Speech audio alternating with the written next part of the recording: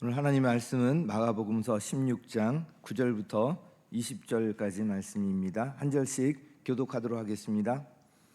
예수께서 일의 첫날 새벽에 살아나신 뒤에 맨 처음으로 막달라 마리아에게 나타나셨다. 마리아는 예수께서 7 귀신을 쫓아내 주신 여자이다. 마리아는 예수와 함께 지내던 사람들이 슬퍼하며 그들에게 이 소식을 전하였다. 그러나 그들은 예수가 살아계시다는 것과 마리아가 예수를 목격했다는 말을 듣고서도 믿지 않았다. 그 뒤에 그들 가운데 2 사람이 걸어서 시골로 내려가는데 예수께서는 다른 모습으로 그들에게 나타나셨다.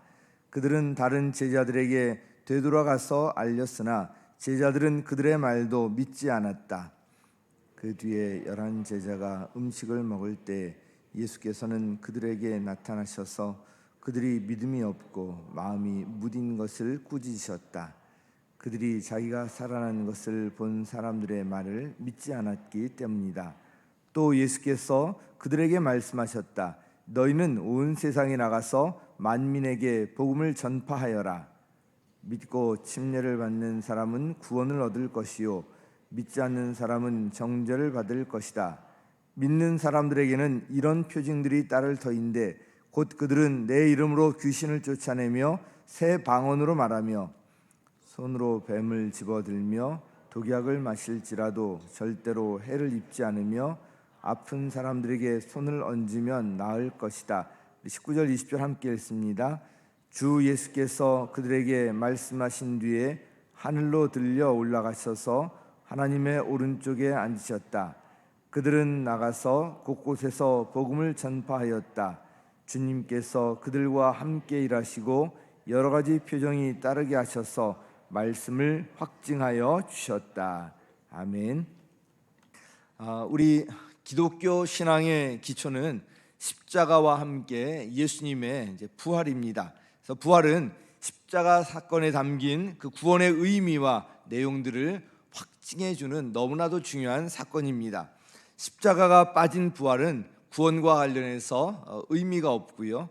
반대로 부활이 빠진 십자가 복음은 불완전합니다. 십자가 사건과 부활 사건은 함께 우리를 온전한 구원으로 인도합니다.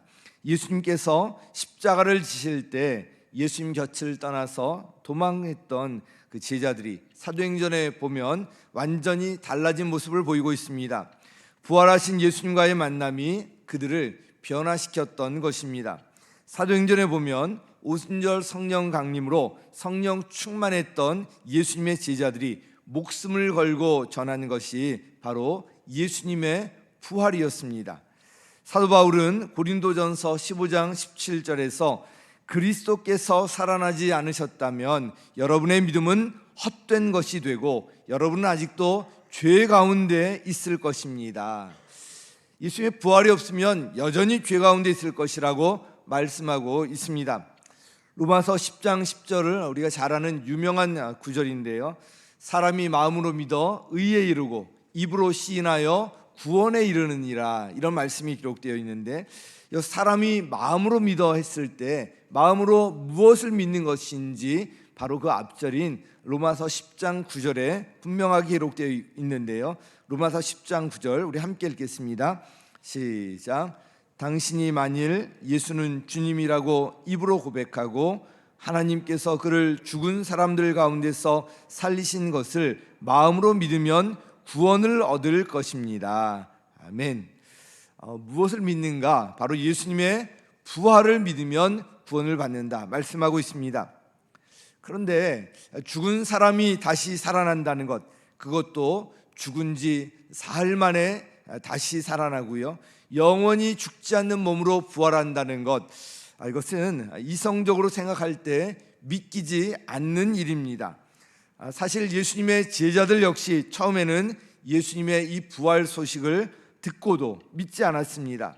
오늘 본문에 보면 부활하신 예수님께서 맨 처음에 막달라 마리아에게 나타나셨고요, 막달라 마리아가 제자들에게 이 부활 소식을 전하러 갔을 때 그들은 예수님의 죽음을 슬퍼하면서 울고 있었다고 기록하고 있습니다. 막달라 마리아가 그들에게 예수님께서 부활하셨다는 이 소식을 전했는데 그들의 반응이 어떠했는지 11절에 나와 있습니다. 우리 함께 읽겠습니다. 시작. 그러나 그들은 예수가 살아계시다는 것과 마리아가 예수를 목격했다는 말을 듣고서도 믿지 않았다. 예수님의 부활 소식을 듣고서도 믿지 않았다고 기록하고 있고요. 이어져 나오는 12절 13절 말씀도 보면 시골로 이제 두 제자가 내려가다가 거기서 예수님을 만나게 되는데요. 누가복음 24장에 자세히 기록되어 있는데 시골로 내려가던 두 제자, 바로 엠마오로 가던 두 제자 이야기입니다.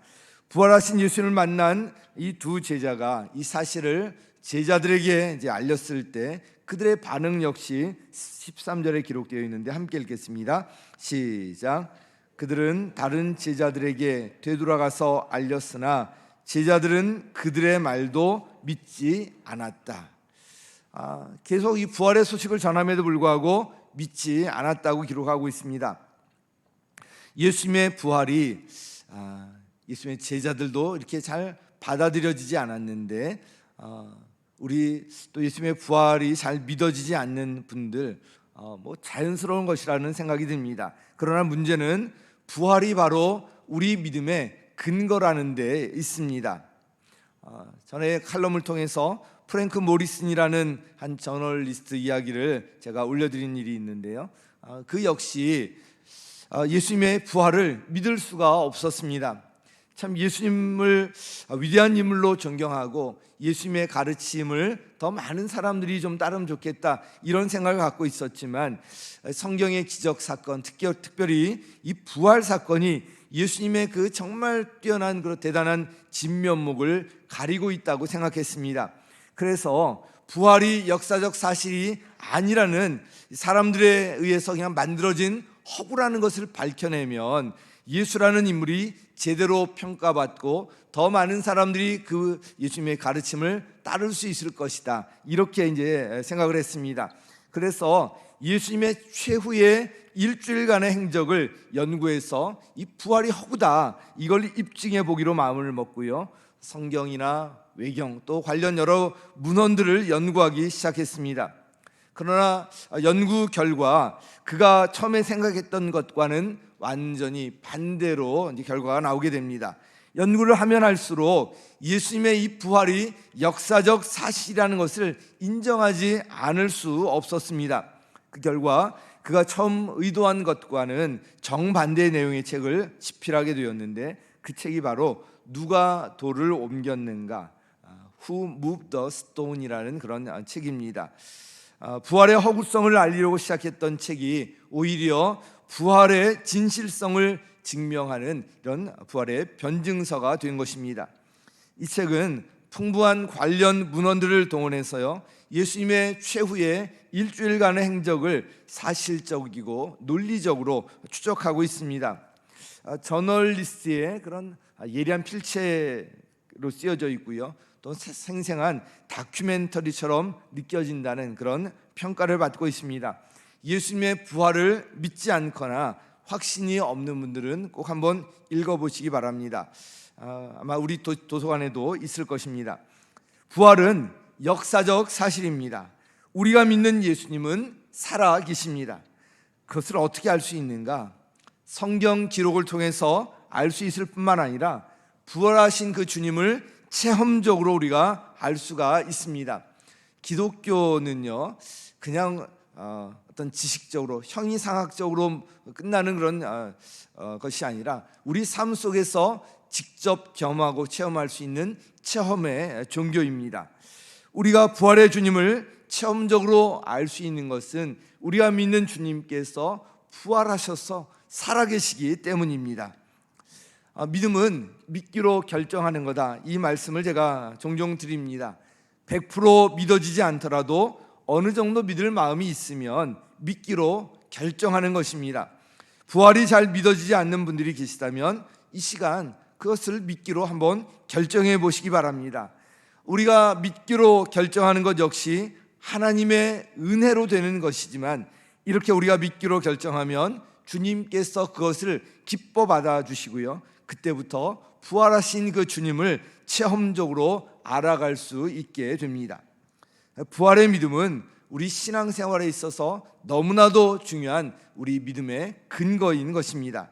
자, 이렇게 부활을 믿을 때 우리가 어떻게 될 것인가, 그 말씀을 드리면요, 첫 번째로 부활을 믿으면 복음을 전하게 됩니다. 우리 같이 읽습니다. 시작. 부활을 믿으면 복음을 전한다.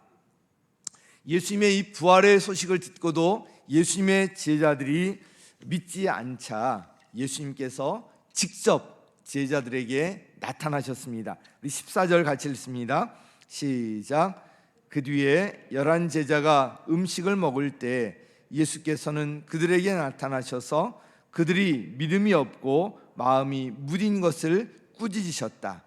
그들이 자기가 살아난 것을 본 사람들의 말을 믿지 않았기 때문이다.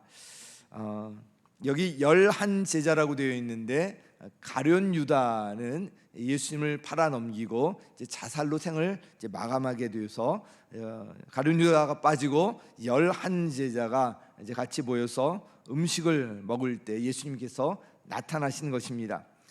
3년 동안이나 데리고 다니면서 예수님께서 직접 가르치시고 훈련하셨음에도 불구하고 부활을 믿지 못하는 제자들을 보시면서 예수님께서 얼마나 답답하셨겠습니까? 그래서 믿음이 없고 마음이 무딘 그들을 꾸짖으셨다고 기록하고 있습니다. 이런 장면이 사실은 저에게도 참 위로가 되는 말씀입니다.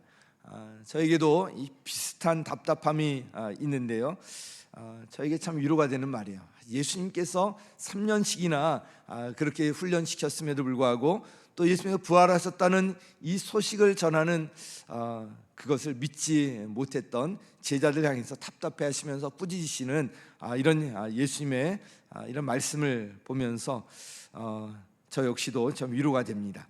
제자들 앞에 부활하신 몸으로 직접 나타나셔서 확인시켜 주신 이후에야 예수님의 제자들은 예수님을 믿게 되고요, 이제 예수님께서 제자들에게 사명을 주십니다. 먼저 이렇게 말씀하시는데 16절 함께 읽겠습니다. 시작. 믿고 침례를 받는 사람은 구원을 얻을 것이요 믿지 않는 사람은 정죄를 받을 것이다. 아멘. 이 구절을 통해서 두 가지를 말씀드리고 싶은데요, 하나는 이런 말씀을 들을 때 좀 이렇게 생각하는 분들이 계실 것 같습니다. 지금 그냥 잘 살고 있는데 갑자기 뭐 예수라는 분이 나타나서 나 믿지 않으면 너 죽어, 나 믿지 않으면 너 심판받아, 뭐 이렇게 협박하는 것 같은 그런 이제 생각이 드는 분들이 계실 것입니다. 그러나 그렇지 않습니다. 우리가 지금 잘 살고 있는 것이 아니라 우리는 모두 그냥 심판을 받게 되어 있습니다. 모두 죄인이기 때문에 그렇습니다. 그런데 예수님께서 오셔서 바로 이 죄 문제를 해결해 주시고요, 지옥 가는 심판을 면할 수 있도록 해주신 것입니다. 마치 조금만 더 가면 큰 폭포가 나오는데 유람선을 타고 가면서 아무 문제 없이 평안하다 하면서 가고 있는 것과 같습니다. 그들에게 경고를 합니다. 이제 멈춰야 된다, 그걸 돌려야 된다, 아니면 헬기에서 밧줄 같은 걸 내려서 이 밧줄을 잡고 구원을 받아야 된다, 이렇게 얘기하고 있음에도 불구하고 지금 편안한데 무슨 소리냐, 웃기는 소리 하지 말라 이러면서 무시하고 그냥 쭉 가는 것과 같은 그런 어리석은 모습인 것입니다. 그래서 이렇게 생각하는 분들이 계시다면 생각을 바꾸시기 바랍니다. 이 구절에서 또 하나 주목할 것이 바로 믿고 침례를 받는 사람은 구원을 받을 것이라는 이 말씀입니다. 한번 띄워주시죠. 16절 말씀 다시. 성경에 보면 이 침례는 구원을 언급할 때 늘 등장하는 것을 알 수가 있습니다. 그래서 여기 보면 믿고 침례를 받는 사람은 구원을 받을 것이다, 같이 이렇게 말씀하고 있습니다. 침례는 예수님의 명령이고요, 우리 순종의 첫걸음입니다. 그 중요한 그 의미가 있고 그뿐만 아니라 예수님께서 명령하신 일입니다. 예수님을 영접하고도 아직 침례를 받지 않은 분들이 계시다면 침례를 조속한 시일 내에 꼭 받으시기 바랍니다. 그만큼 중요하기 때문에 매월 둘째 주일에 이 침례를 시행한다고 광고를 하고 있습니다. 꼭 침례를 받으시기를 바랍니다. 부활하신 예수님께서는 제자들에게 이어서 분명한 사명을 주십니다. 15절 함께 읽겠습니다. 시작.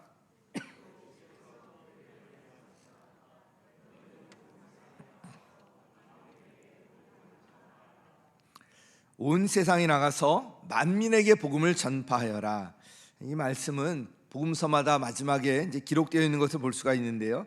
이와 관련해서 우리가 생각해 볼 것이 있습니다. 우리가 이렇게 복음을 전하는 것 사명으로 받아들이면서 이제 여기에 힘쓰는데요. 이 사명이란 말을 들으면 꼭 죽으러 가는 것 같은 생각을 하는 분들이 계십니다. 무슨 선교지에 오지에 가서 죽으러 가는 것 같은, 그래서 이것이 의무감이나 압박감으로 들리는 것입니다. 그런데 좋은 것을 우리가 경험할 때 어떻게 하십니까? 다른 사람들에게 알려주지 않습니까? 좋은 여행지를 다녀오면 여기 갔더니 너무 좋더라, 그리고 가까운 사람에게 한번 가봐 하고 알려주잖아요. 또 좋은 음식을 먹고 어떤 식당에 다녀오면 이 식당에 비싸지도 않으면서 굉장히 음식이 괜찮아, 한번 가봐, 이렇게 좀 알리지 않습니까? 좋은 물건을 써보고도 이 물건이 너무 효과가 있고 좋아, 이러면 그것을 추천하고 하지 않습니까? 요즘 이렇게 목사님들 이렇게 모임 이제 모이다 보면 이제 저보다 비슷하거나 연배가 높은 그런 분들과 만나는 경우들이 이제 많이 있는데, 그렇게 만날 때 요즘 그런 이야기를 하는 분들이 계세요. 이 약 한번 머리에 발라봐. 내가 머리카락이 없었는데 지금 이렇게 났잖아. 이 약 바르고 그런 거야. 막 이렇게 추천을 이제 해주십니다. 써보니까 좋으니까 그냥 그렇게 추천하는 거예요. 제가 사실은 목회하면서 또 소원이 있는데, 우리 성도님들과 함께 성지 순례를 가는 것, 이게 소원이에요. 제가 먼저 한번 다녀왔잖아요. 너무 좋고 정말 성경에 기록된 사건들을 성도님들과 같이 한번 꼭 가보고 싶은 그런 마음이 있고요. 또 미국도 또 한번 가고 싶은 생각이 있는 거예요. 제가 많이 유럽 이런데 많이 다닌 것은 없지만 미국엔 이제 가서 생활을 해봤기 때문에 특별히 가고 싶은 데가 어디냐면 그랜드 캐년, 여기는 한번 꼭 가봤으면 좋겠어요. 창조의 역사를 그대로 이제 알 수 있는 그곳을 한번 같이 가보고 싶은 생각이 들고요. 그리고 아울러서 또 가고 싶은 곳이 휴스턴 서울 교회입니다. 가정교회가 처음 시작되고 제가 그것도 연수를 하면서 하늘 아래 이런 교회가 있는가 정말 감격스럽게 연수를 했던 기억이 있기 때문에 그 교회 꼭 가고 싶은 이런 마음이 있어요. 너무나 이제 좋은 그런 것을 보았기 때문에 함께 꼭 가고 싶은 것입니다. 그래서 사실은 코로나 시작되기 바로 직전에 이걸 계획했다가 못 가서 너무나도 아쉬운데 조만간 꼭 가고 싶은 마음이 있습니다. 이렇게 좋은 것을 보면 같이 가고 싶고 소개하고 싶고 알리고 싶고 이러지 않습니까? 복음 역시 마찬가지입니다. 복음이 무엇입니까? 기쁜 소리 아닙니까? 기쁜 소식이에요. 기쁜 소식을 접했으면 알리고 싶은 것이 당연한 것 아니겠습니까? 제가 예수님을 영접한 것, 인격적으로 만난 것이 27세 때입니다. 예수님을 만나고 나서 얼마나 좋고 얼마나 감격스러웠던지, 그냥 나오자마자 지나가는 사람들 보면 그냥 그 예수님을 전하고 싶어서 견딜 수 없는 그런 이제 심정이 막 된 거예요. 그래서 우리 길에서나 우리 차에서나 어디선지 막 복음을 전하는 분들이 있잖아요. 제가 그 이해가 가요. 정말 그 전하지 않고는 견딜 수 없는 그런 심정이 되었기 때문에 그렇게 이제 하는 것인데요. 그래서 저도 그때 하여튼 제가 아는 사람들은 다 하여튼 연락을 해서 어떻게든지 이 복음을 전하려고 애썼던 기억이 나는데요. 좋은 것을 경험하면 전하고 싶은 마음이 생기게 되는 것입니다. 나를 사랑하셔서 예수님을 이 땅에 보내주시고 십자가에서 모든 죄와 저주의 문제를 해결해 주시고요, 부활하셔서 부활의 소망을 갖게 하신 이 소식보다 더 기쁜 소식이 어디에 있겠습니까? 예수님의 부활을 믿는다면 우리의 삶에 그 환경을 초월하여서 넘치는 그런 기쁨이 있고요, 전도하는 것 역시 자연스럽게 이루어지는 우리 일상이 되는 것이 당연하다는 생각이 듭니다. 어떤 분들은 또 이렇게 생각하는 분들이 계신 것 같아요. 괜히 복음을 전했다가 거절당하면 어쩌나, 이런 두려움이 좀 있는 것 같아요. 또 상대방에게 괜히 부담을 주는 것 아닌가? 그냥 잘 편안히 살아가고 있는데 괜히 이런 부담을 주는 것 아닌가? 또 이렇게 생각하면서 전하기를 주저하는 분들이 계신 것 같은데, 그러나 그렇지 않습니다. 우리가 복음을 전하는 것은 상대방에게 전할 수 있는 가장 최고의 선물임을 기억하시기 바랍니다. 우리가 베풀 수 있는 가장 큰 호의가 바로 복음이라는 것입니다. 우리 부모님에게 할 수 있는 가장 큰 효도 역시 바로 이 복음을 전하는 것이고요, 우리 자녀들에게 할 수 있는 가장 큰 사랑과 그런 것 역시 복음을 자녀들에게 전해주고 신앙을 전수해주는 이것에 있습니다. 사랑하는 성도 여러분, 복음은 그 어떤 것보다도 기쁜 소식입니다. 이 기쁜 소식을 전하는 것이 우리의 일상이 되고요, 작은 일이라도 복음을 위해서 쓰임 받으시기를 예수님의 이름으로 간절히 축원합니다. 자, 이렇게 복음을 전할 때, 복음도 너무 좋은 것 아닙니까? 복음을 전할 때 또 표징까지 따른다고 말씀하고 있습니다. 우리 두 번째 같이 읽습니다. 시작. 복음을 전할 때 표징이 따른다. 아멘. 우리 17절 18절 같이 읽겠습니다. 시작.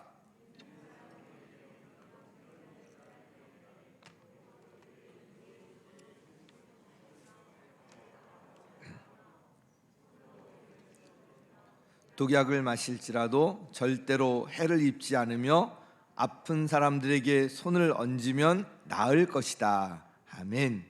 여기 믿는 사람들에게는 이런 표징이 따를 터인데 말씀하고 있는데, 믿는 사람들이라고 되어 있지만 복음서 전체 문맥을 보면 이 말씀은 복음을 전하는 사람들을 가리킵니다. 진짜 믿는다면 복음을 전하는 것은 당연한 일이고요, 제자들을 비롯해서 초대교회 성도들은 정말 인생을 걸고 평생에 걸쳐서 복음을 전하는 일에 최선을 다한 것을 볼 수가 있습니다. 복음을 전할 때 놀라운 일들이 일어날 것을 말씀해 주셨습니다. 예수님의 이름으로 귀신을 쫓아내고요, 새 방언으로 말하고요, 손으로 뱀을 집어들고요, 독약을 마실지라도 절대로 해를 입지 않고요, 아픈 사람들에게 손을 얹으면 나을 것이라고 말씀하고 있습니다. 정말 대단한 일 아닙니까? 이런 것들을 바로 표징이라고 합니다. 사람의 어떤 힘으로 되지 않지만 하나님의 초자연적인 능력으로 나타나는 일들, 예수님께서 바로 하나님의 아들이심을 증명하는 일들, 이런 것들이 바로 이제 표징이라고 합니다. 대부분 성경에 이와 관련된 사례들이 기록되어 있고요, 우리 교회에서도 그동안 경험해 왔던 일들입니다. 그런데 이 일들은 믿는 사람들에게 그냥 자동으로 주어지는 것이 아니라 부활을 전하는 그 현장과 관련되어 있다는 것을 기억하시기 바랍니다. 복음을 전하는 현장, 부활의 복음을 전하는 이 현장과 관련되어 있는 거예요. 하나님께서는 복음을 전할 때 하나님께서 함께 하시는 증거, 즉 이 말씀에 기록된 것과 같은 표징들을 주십니다. 그런데 우리가 주의할 것이, 이런 말씀이 있다고 시험 삼아 해보면 안 된다는 것입니다.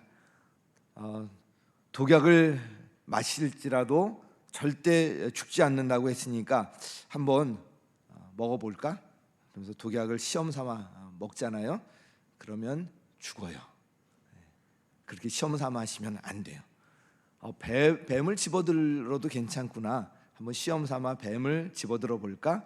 그러면 뱀에게 물려요. 큰일 나요. 이런 시험 삼아 하라는 것이 아니라 복음을 전하는 현장 가운데 어떤 해로부터도 막아주시겠다는 그런 약속의 말씀인 것입니다. 하나님께서 지켜주시고 보호해 주시겠다는 그런 약속의 말씀이에요. 예수님께서는 제자들을 파송하실 때 이 권능도 함께 주셨는데요. 우리가 지금 매일 성경 큐티를 하고 있는데 그 본문이 이제 마태복음 아닙니까? 여기에 제자들을 파송하시는 장면이 나오고요. 파송하실 때 권능도 함께 주신 것을 우리가 보고 있습니다. 우리가 복음을 전할 때도 마찬가지입니다. 복음을 전할 때 이런 표징들을 주시는 거예요. 사도 바울이 이제 뱀에 물려서 사람들이 이제 그 독뱀이기 때문에 다 죽을 것이다 이렇게 생각을 했는데 그냥 툴툴 털어버리고 아무 문제 없이 그냥 걸어 있는 것을 보고 다들 놀랐는데, 복음을 전하는 현장 가운데 이런 표징이 따르게 하신다는 것을 꼭 기억하시기 바랍니다. 하나님께서는 이 우리에게 귀한 복음을 주셨을 뿐만 아니라 복음을 전하는 현장 가운데 이런 표징까지 따르게 해주시고 능력으로 함께 하신다는 것입니다. 관련해서 우리 세 번째, 복음을 전하는 현장에 주님께서 함께 일하십니다. 함께 읽습니다. 시작. 복음을 전하는 현장에 주님께서 함께 일하신다. 아멘. 부활하신 예수님께서는 이 제자들에게 온 세상에 나가서 복음을 전파하라고 말씀하신 뒤에 복음을 전할 때 따르는 표징에 대해서도 말씀해 주셨습니다. 그런데 이렇게 복음을 전할 때 표징이 따른다 이렇게 말씀하신 약속하신 이유가 무엇이겠습니까? 20절 같이 읽겠습니다. 시작. 그들은 나가서 곳곳에서 복음을 전파하였다. 주님께서 그들과 함께 일하시고 여러 가지 표징이 따르게 하셔서 말씀을 확증하여 주셨다. 아멘. 주님께서 제자들과 함께 일하신다는 것을 알게 하시고요, 또한 주님께서 하신 말씀을 확증하여 주기 위함이라고 말씀하고 있습니다. 복음을 전파하는 현장에 주님께서 함께 일하시는 증거가 따르게 됩니다. 여러 가지 표징이 따르게 하셔서 예수님께서 말씀하시고 약속하신 것들을 확증시켜 주십니다. 말씀드린 것처럼 사실 예수님께서는 복음을 선포하기 위해서 제자들을 파송하실 때도 역시 권능도 함께 주셔서 제자들이 복음을 전하고 돌아와서 예수님께서 보고하면서 놀라는 거예요. 예수님의 이름으로 귀신을 쫓아냈더니 귀신이 떠나갔습니다. 놀라는 거예요. 복음을 전하는 현장에 주님께서 함께 일하신다는 것입니다. 우리 마태복음서 28장 마지막에도 예수님께서 제자들에게 이렇게 말씀하시는데 우리 같이 읽겠습니다. 마태복음서 28장 18절 하반절부터 20절까지 함께 읽겠습니다. 시작. 하늘과 땅의 모든 권세를 받았다.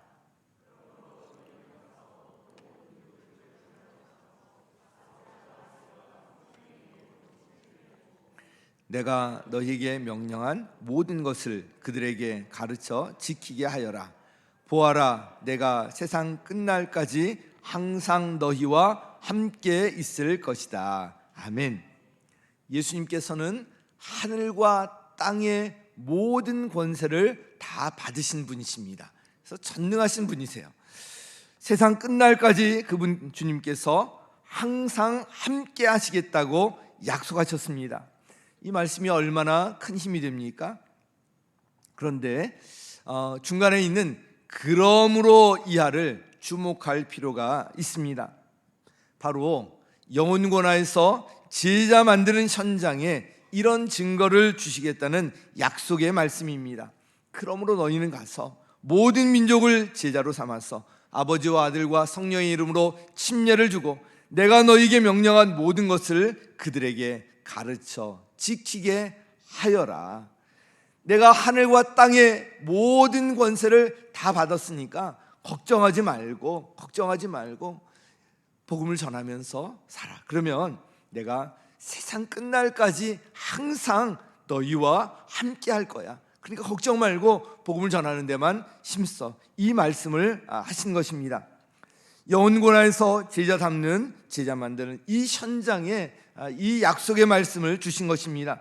그러므로 이 말씀은 곧 우리 교회에 주신 말씀이고요, 우리 목장에 주신 말씀입니다.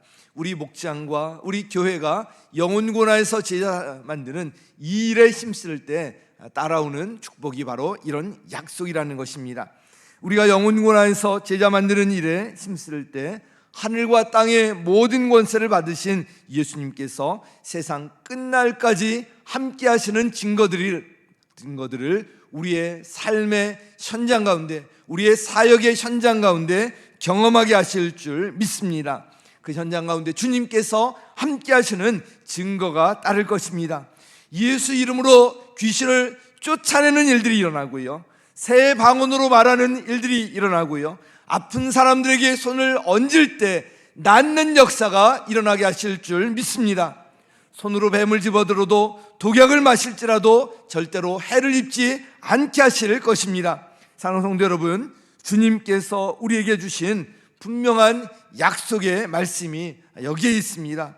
우리가 할 일은 바로 영혼고나에서 제자 만드는 이 일에 힘쓰는 것입니다. 그러면 그 현장 가운데 주님께서 함께 일하시고 초자연적인 증거들을 허락하여 주시고 그 가운데 주님과 함께 동역하는 놀라운 기쁨을 경험하게 하실 것입니다.